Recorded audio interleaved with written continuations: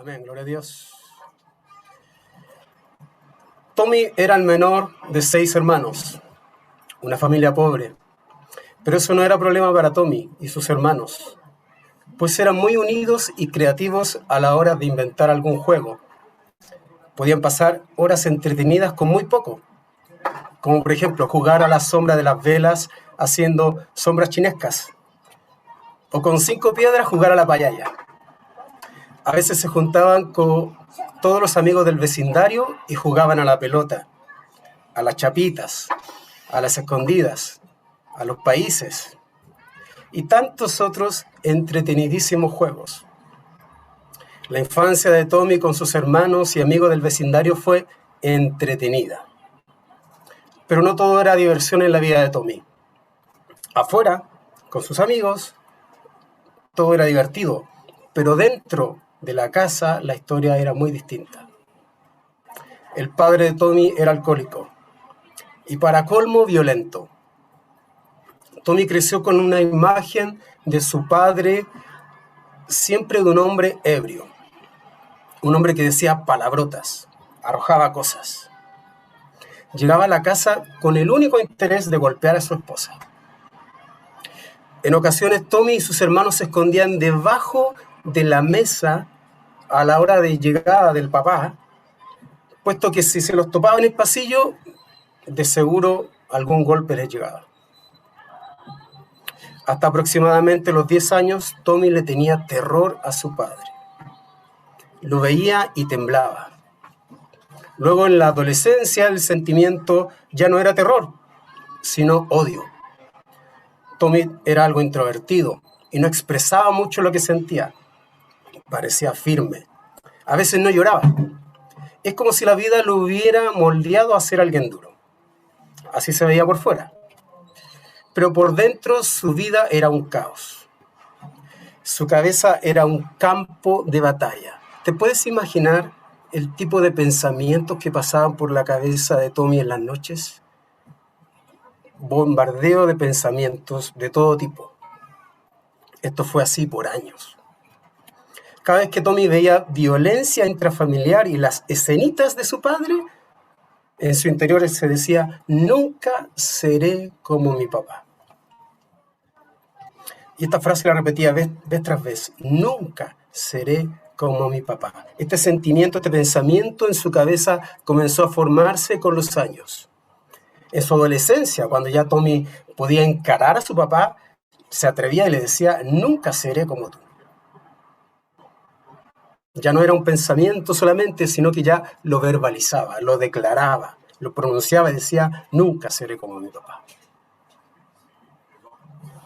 Esta es una historia ficticia, pero no deja de ser una realidad en nuestra sociedad y en cualquier parte del mundo.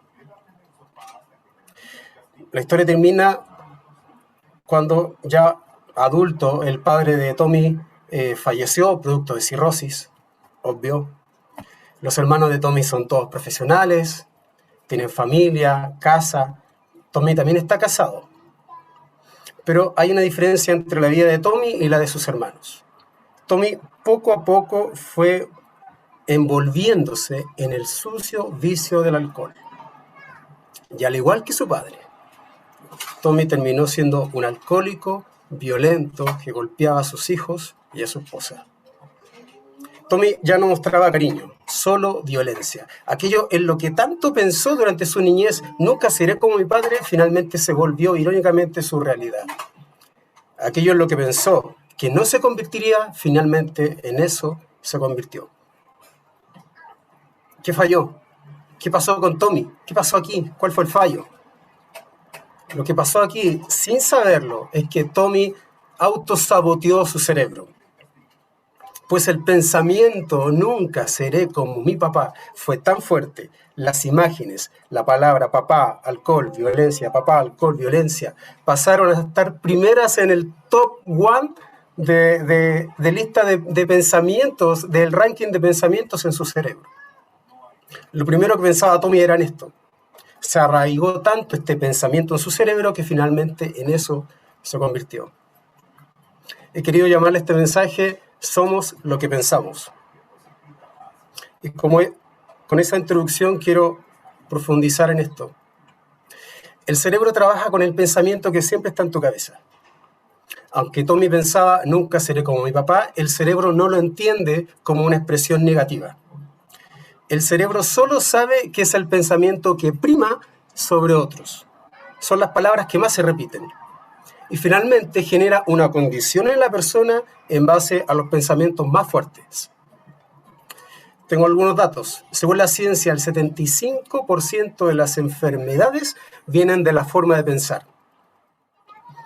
En una universidad, el 50% de los estudiantes del primer año comienzan a tener, fíjese, síntomas de las enfermedades que estudian. Es tanto lo que están pensando en estas enfermedades, lo estudian, andan dando vueltas en su cabeza que comienzan a tener los síntomas. Te conviertes en lo que piensas. Proverbios 23:7, la primera parte de Reina Valera 1960 dice, porque cuál es su pensamiento en su corazón, tal es él. Yo a veces aún me frustro por las distintas cosas que he vivido y sutilmente intentan venir esos pensamientos. No sirvo, soy un fracaso, soy lo peor. ¿Le ha pasado a usted? He escuchado gente que dice, tengo un don para los problemas, tengo un don para esto, para meterme en líos. No solo lo pensamos, sino que también lo declaramos hacia nosotros mismos. Con un cristiano pasa algo muy similar. Un cristiano se siente pecador. Escúchame bien, un cristiano que se siente pecador, que se cree pecador, se cree incapaz de acercarse a la presencia de Dios, siempre será pecador. Pues no se cree santo. La palabra de Dios dice algo totalmente contrario. Hebreos 10:14 dice, porque con una sola ofrenda, está hablando del sacrificio de Cristo, porque con una sola ofrenda hizo perfectos para siempre a los santificados. Notemos tres cosas. Perfectos para siempre. ¿A quiénes? A los santificados. Tú eres santo, perfecto y para siempre. Pero nosotros no nos creemos eso. A pesar de que la palabra dice otra cosa, de que somos justos, somos hijos, con un solo sacrificio nos hizo santos. Nuestra condición es distinta. ¿Por qué? Por la forma de pensar. Nosotros pedimos perdón, nos arrepentimos, nos acercamos al Padre, pero igual seguimos recordando los pecados pasados. Fíjate que en el verso 17, en este mismo texto, dice, y nunca me acordaré de tus pecados. ¿Por qué entonces nosotros los recordamos? Si el Señor te perdona y nunca, tiene una cualidad inmensa Dios que se olvida Él de los pecados. Él siendo Dios tiene la capacidad de olvidarse de tus pecados y nunca más se acuerda de ellos, pero tú los sigues recordando. Hay tal poder en nuestros pensamientos que es ahí donde principalmente nos ataca el enemigo. Quiero contarte un poco cómo trabaja el enemigo. En la esfera espiritual, todo opera en aspectos legales. Es como un tribunal de justicia. Todo opera en aspectos legales. Y el enemigo solamente puede tener algo de ti si es que encuentra alguna legalidad. Nuestros pensamientos y palabras le dan poder legal para tomar ventaja sobre eso. Satanás aún en la actualidad se sujeta a derechos legales que le fueron otorgados antes de su caída.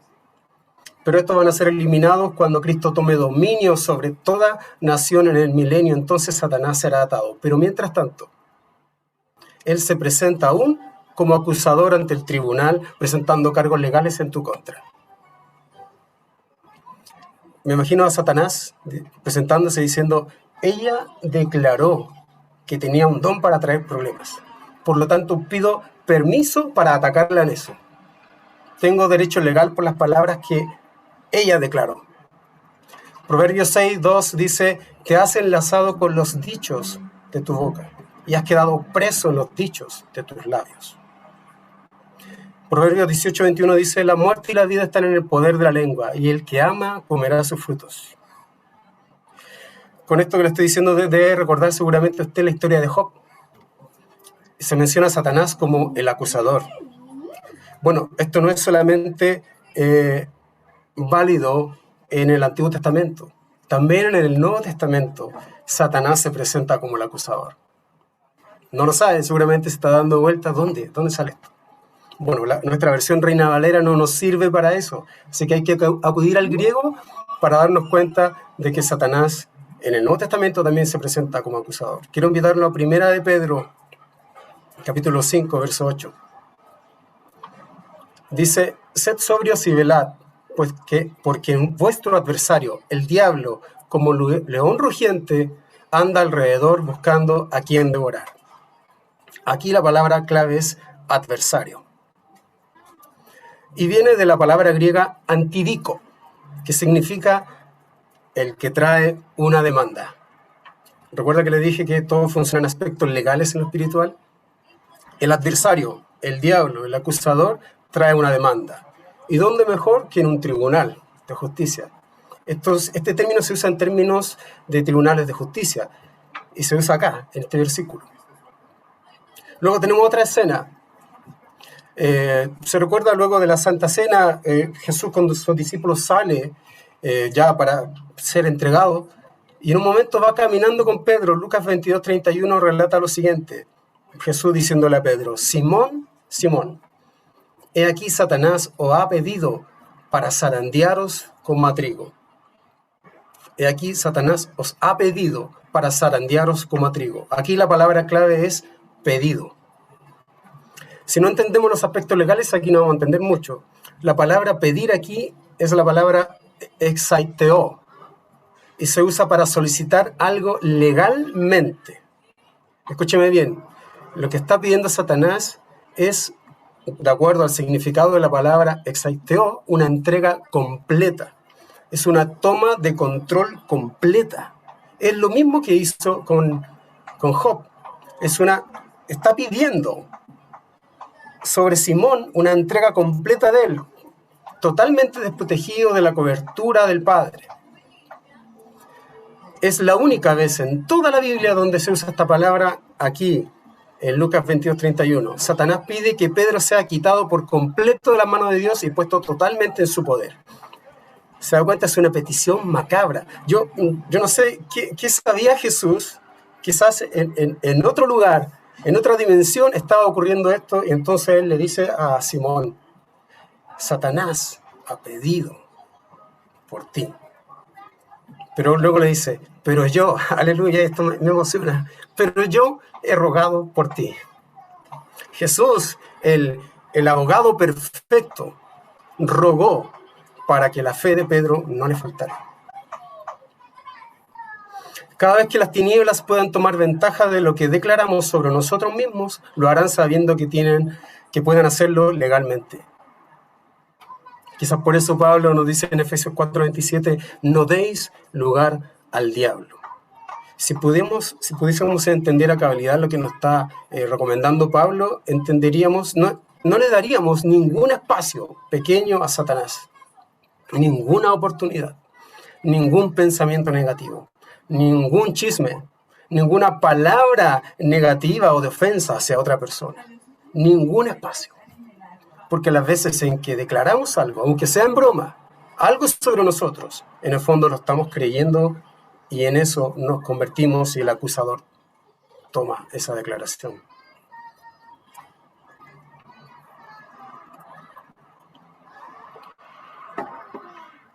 ¿Cómo vamos hasta aquí? Escúchame bien, si puedes transformar tus pensamientos, puedes transformar tu mundo. Lo repito, si puedes transformar tus pensamientos, puedes transformar tu mundo. 2 Corintios 10, 3-5 dice: pues aunque andamos en la carne, no militamos según la carne, porque las armas de nuestra milicia no son carnales, sino poderosas en Dios para la destrucción de fortalezas, derribando todo argumento y toda altivez que se levanta en contra del conocimiento de Dios, y llevando cautivo todo pensamiento a la obediencia a Cristo. Me gusta la versión NTV, en el verso 4 dice: usamos las armas poderosas de Dios, no las del mundo, para derribar las fortalezas del razonamiento humano y para destruir argumentos falsos. Aquí la clave es fortaleza. Cuando un enemigo invade una tierra extraña, lo primero que hace, su primer trabajo es colocar una fortaleza. La fortaleza es algo protegido, a veces es algo secreto, y desde ahí inicia su trabajo para destruir todo el país. Debemos reconocer esas fortalezas que coloca mediante un pensamiento el enemigo en nuestros corazones, en nuestra mente, y saber que como creyentes estamos bien equipados para tratar con ellas. El texto dice: las armas de nuestra milicia no son carnales, sino poderosas en Dios para la destrucción de fortalezas. Debemos tener control sobre nuestros pensamientos. Hay personas que en la noche su mente corre en forma acelerada. Hay quienes alimentan su mente de novelas, de televisión, mucho Netflix, lecturas de horóscopo y todo tipo de conocimientos, filosofías que pueda entregarles este mundo. Santiago es un poquito duro al decir, porque esta sabiduría no es la que desciende de lo alto, sino terrenal, animal y diabólica. Quiero darte algunos consejos sobre cómo tener control sobre nuestros pensamientos. Aléjate de todo aquello que te contamina. Sean personas, TV, series, conversaciones. Todo lo que te contamina, comienza a detectarlo y comienza a callar esas voces en tu cabeza. Segundo consejo, comienza a escuchar más a Dios, lo que dice Él sobre ti, y no lo que piensas tú mismo de ti o lo que piensan otros acerca de ti. Escucha lo que Dios piensa de ti. Los pensamientos de Dios son más altos, aleluya. Cuán preciosos me son, oh Dios, tus pensamientos. Cuán grande la suma de ellos, y los en se multiplican más que la arena, dice el Salmo. Otro salmo: has aumentado, oh Jehová, Dios mío, tus maravillas. Tus pensamientos para con nosotros no es posible contarlos ante ti. Si yo anunciare y hablare de ellos, no pueden ser enumerados. ¿Qué piensas de ti mismo? ¿Cuáles son los planes que tienes de ti mismo? ¿Te sientes fracasado? ¿Te sientes arruinado? ¿Te sientes incapaz de lograrlo? El Señor te dice: pues yo sé los planes que tengo para ustedes, dice el Señor. Son planes para lo bueno y no para lo malo, para darles un fruto y una esperanza. Jeremías 29:11. Otro consejo que quiero darte: medita en la palabra. Y aquí quiero profundizar un poco qué significa meditar en la palabra. La nueva era ha contaminado este concepto de meditar. Nosotros de Occidente, cuando nos dicen meditar, ¿qué pensamos? Ese es un concepto que trajo la nueva era, que lo conocemos en Occidente. Pero si profundizamos en lo que significa meditar en la palabra, quizás muchos de ustedes van a aprender esto y se lo van a llevar hacia su casa. Quiero que me acompañe a Salmo 1, verso 1 y 2. Reina Valera 1960. Salmo 1, verso 1 y 2.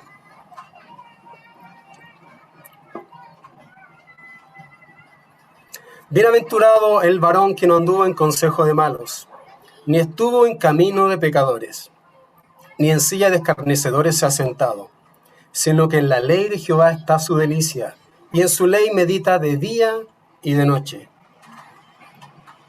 Josué 1:8 seguramente es el texto más citado referente a meditar.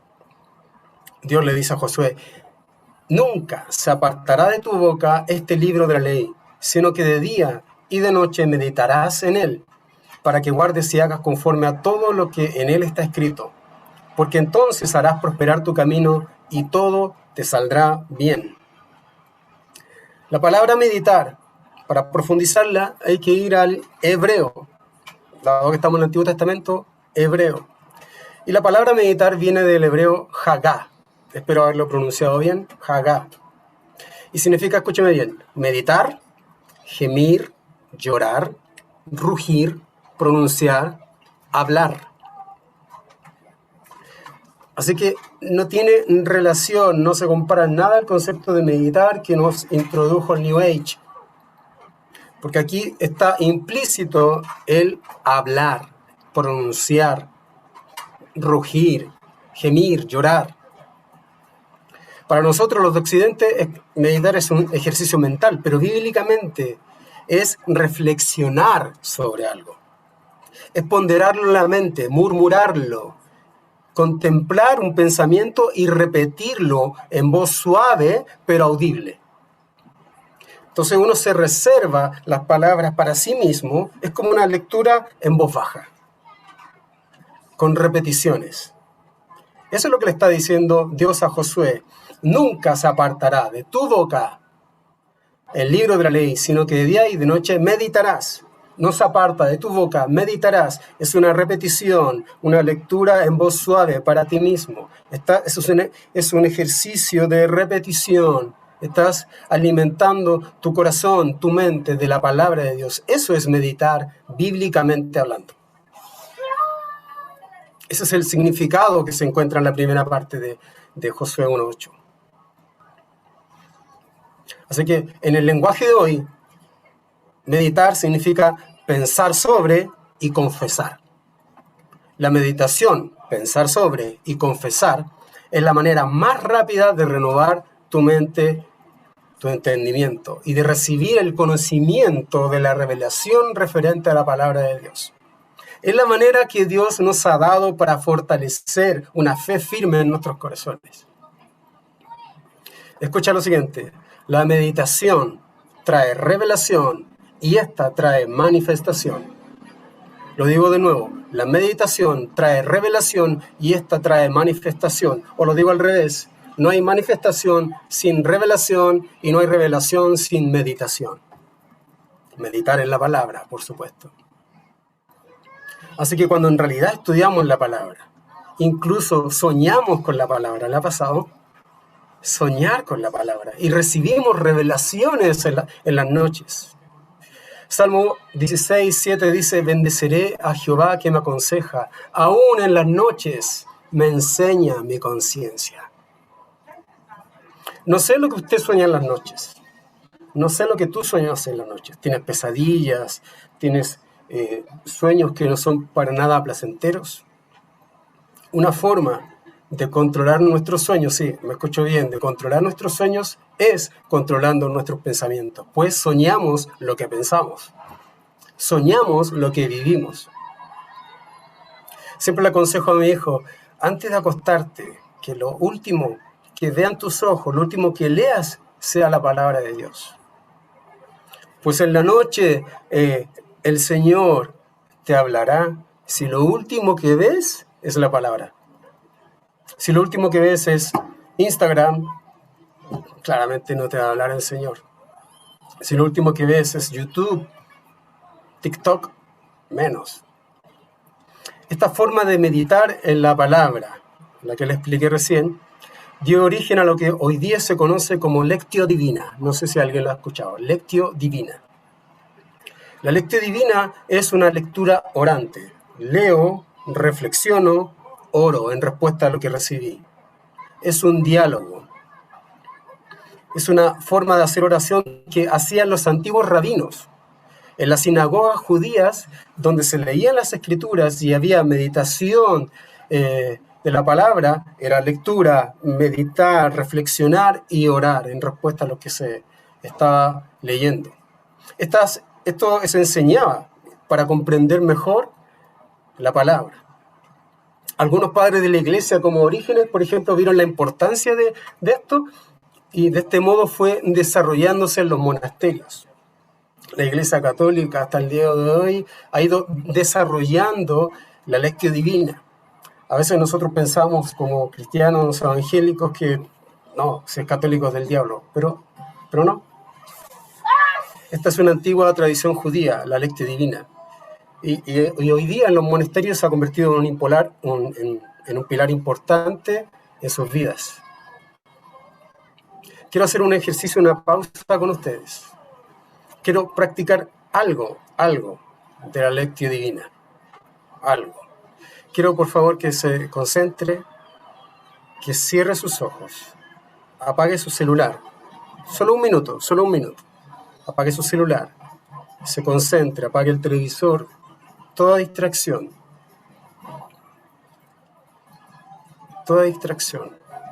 Y por favor, escuche, cierre sus ojos y escuche lo siguiente. ¿Estás cansado? ¿Desgastado? ¿Quemado en la religión? Ven a mí. Sal conmigo. Recuperarás tu vida. Te mostraré cómo descansar de verdad. Camina conmigo y trabaja conmigo. Observa cómo lo hago. Aprende los ritmos no forzados de la gracia. No pondré nada pesado o mal ajustado sobre ti. Hazme compañía y aprenderás a vivir con libertad y ligereza. Mateos 11, 28 al 30, Biblia, el mensaje. Sigue con tus ojos cerrados. Haz una pausa.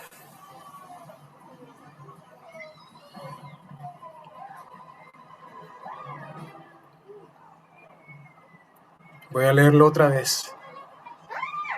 Escucha con atención y en silencio. ¿Estás cansado? ¿Desgastado? ¿Quemado en la religión? Ven a mí. Sal conmigo y recuperarás tu vida. Te mostraré cómo descansar de verdad. Camina conmigo y trabaja conmigo. Observa cómo lo hago. Aprende los ritmos no forzados de la gracia. No pondré nada pesado o mal ajustado sobre ti. Hazme compañía y aprenderás a vivir con libertad y ligereza. Reflexiona sobre esto un par de segundos más, por favor.